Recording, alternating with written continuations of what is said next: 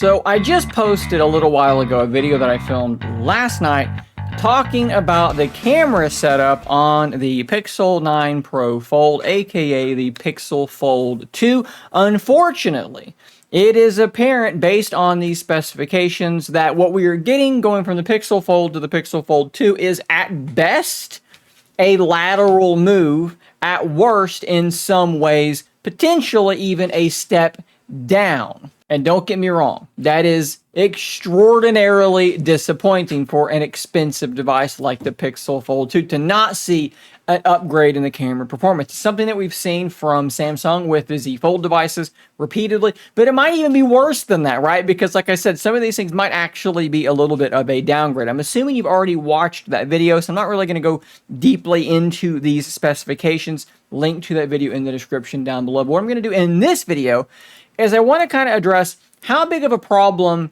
is this actually. And to do that, I'm going to start comparing the Pixel 9 Pro Fold camera setup to the Galaxy Z Fold 6. Now, I want to make this very, very clear. I am not a camera expert, so we're going to be painting with broad strokes, analyzing from sort of that, what's the phrase, the 30,000 foot perspective. That's what we're kind of doing here, just looking at these basic specs.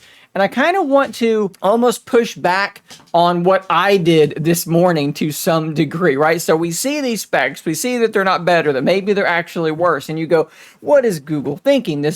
What a dumb thing to do. But then you have the night and the morning to sort of process, and you start thinking, okay, yeah, it does suck. It's annoying, and it's something I wish that they weren't doing. I wish they were improving the camera setup in the new Pixel Fold. But we actually have to kind of think about how big of an impact will this actually have?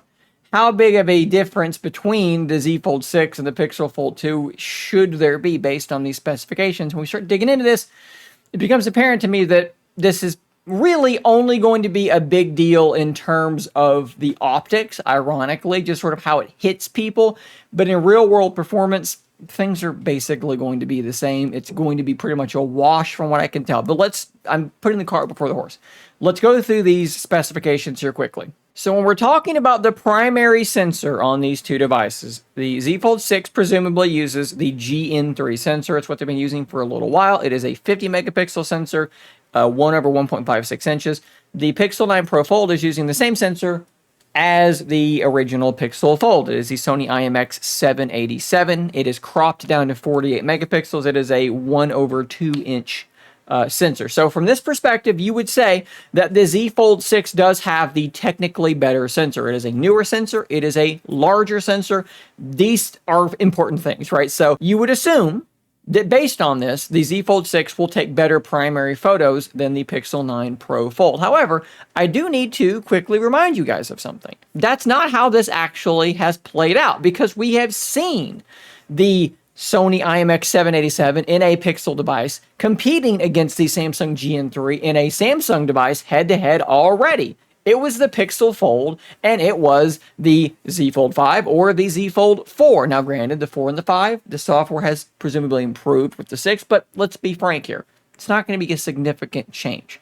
So the fact of the matter is, the sensor should be better on the Z Fold 6, but in my opinion, from what I have seen with my testing, comparing those two sensors in two similar phones, the Pixel's probably going to still take photos that I prefer from the primary sensor. When it comes to the ultra wide, this really starts to underscore why it's so difficult to do this sort of sensor comparison. It's really hard to just find good data on these sensors. You can look at the size, you can look at the pixel size, but let's be real, when a company puts out a new sensor that is of a similar size to the last model sensor that they put out, you don't go, oh, they're the exact same size, so they're the same sensor. No, there's more to it than just the size of the sensor and the size of the pixels. There's all sorts of technology going into this, but again, it's weirdly hard to suss out exactly what's going on here. So again, this is from that high altitude perspective.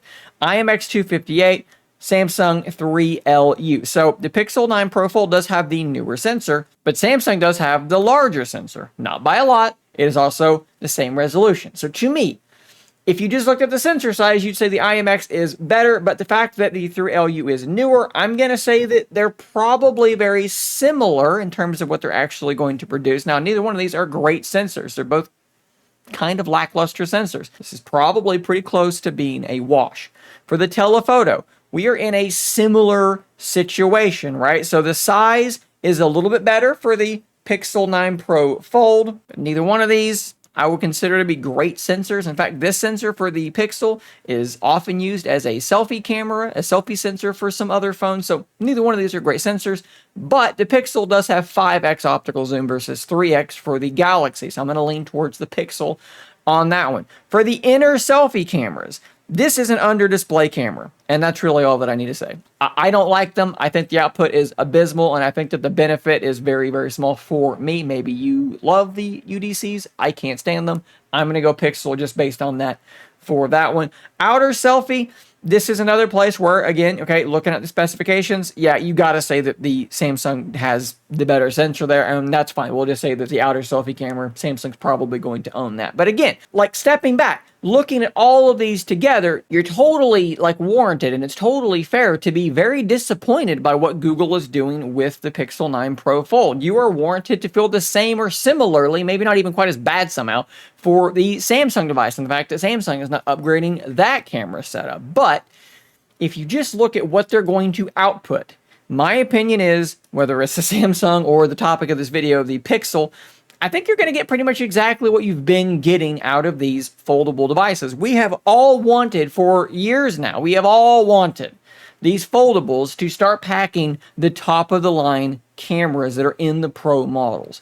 We are not going to get that, maybe ever, at least not anytime soon. Okay, so the Pixel 9 Pro Fold, it's not going to have the Pro camera setup. In fact, I would say the Pixel 9 Pro device is going to absolutely dog walk this thing's camera. It's going to absolutely destroy it. But when you compare it to the Z Fold 6, I think they're going to trade punches. I think that they're going to be extraordinarily similar. And is that what should actually matter? I don't know. Like I said, I get the disappointment, okay? So I'm not giving them a pass on this. But what I am saying is the output, when you have it in your hand, it's going to be pretty much what we're already used to. It's going to be right on par with what Samsung is doing. So you have to ask yourself, is this something that's going to actually impact your day-to-day life, your use of the phone, or is this something that is upsetting based on the principle? And I'm not telling you not to be upset based on principle. I think you should be. I think we should all be upset based on principle, upset with Samsung and upset with Google for putting this sort of inferior hardware in these folding devices when some of the Chinese manufacturers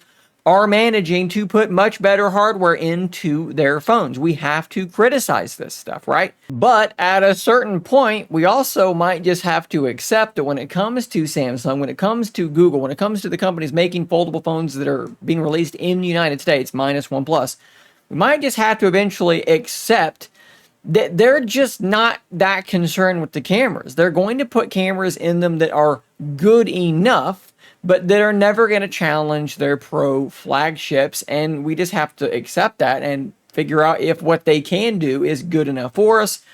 And the answer for most people is probably, yeah, the cameras are probably good enough for most people, and it just is what it is. So guys, to prevent myself from talking in circles and rambling for too much longer, I'm going to go ahead and wrap up this video. I do want to hear what you guys think about this in the comments down below. Maybe you can kind of, like me, see both sides of this. You can see that, yeah, okay, the Pixel 9 Pro Fold, it's disappointing, but the cameras are going to be fine. They're going to be very similar to what we're used to with other foldable devices.